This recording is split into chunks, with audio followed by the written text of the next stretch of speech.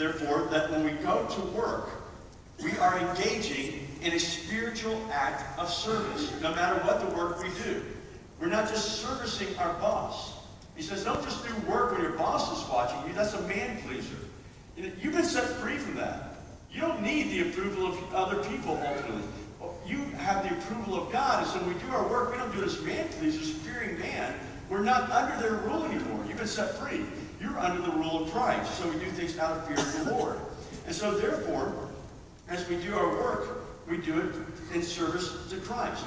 Your job is a calling because it's to be assigned to you by God for the service of God's glory and for others.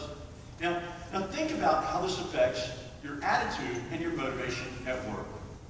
What does your boss do to motivate you, or what does he do that demotivates you? Let's say you have a tyrant of a boss. Anybody here ever have a terrible boss? And if you work for me, please don't raise your hands. You've had those bosses that are just, they're mean, they're rude, they're not encouraging, they don't value what you do. And some of you might have bosses where you felt underpaid. Anybody here ever been undercompensated for their work? Yeah. And so all of a sudden you're going into work and you're thinking, I don't like my boss, I'm not being paid enough for this, so what's your attitude? I'm going to do enough to get by. I need the job, and so when my boss is looking, I'm going to work hard. When he walks out of the room, Space Invaders comes back on the computer screen, right? It's because you're thinking, it's not right that they would treat me this way. Paul says, wait a second, you've got this all wrong.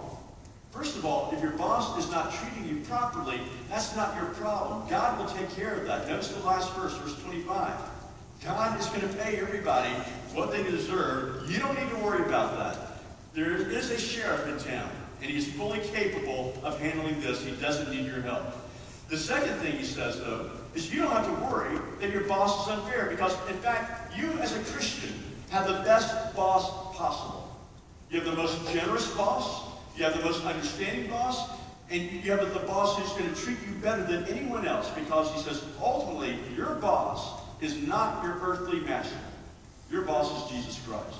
Amen. Now, if I'm working for Jesus, and he's the one for whom I am serving, then even if my earthly boss is a tyrant and treats me unfairly, I don't have to think about him. He's not in the equation anymore. My question is, how am I going to serve Christ? What am I going to do for him? And then, so I think about Christ, I look backwards at what he has done for me, and I look forward to what he is going to do.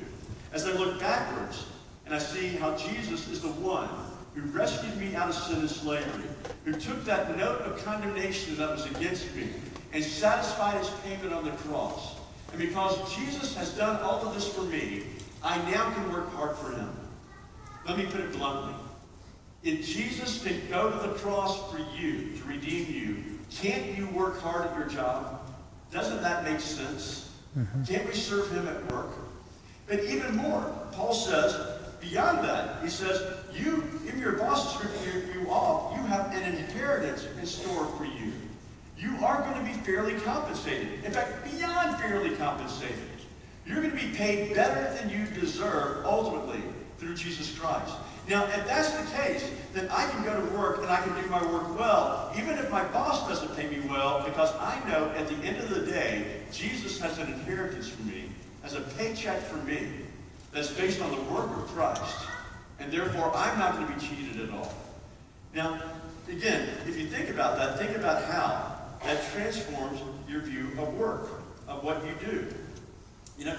If Christ is your boss, then are you going to show up late for work? After all he's done for you, after the way he's loved you, after what he's promised you, are you going to sort of a half-hearted job as Christ as your boss?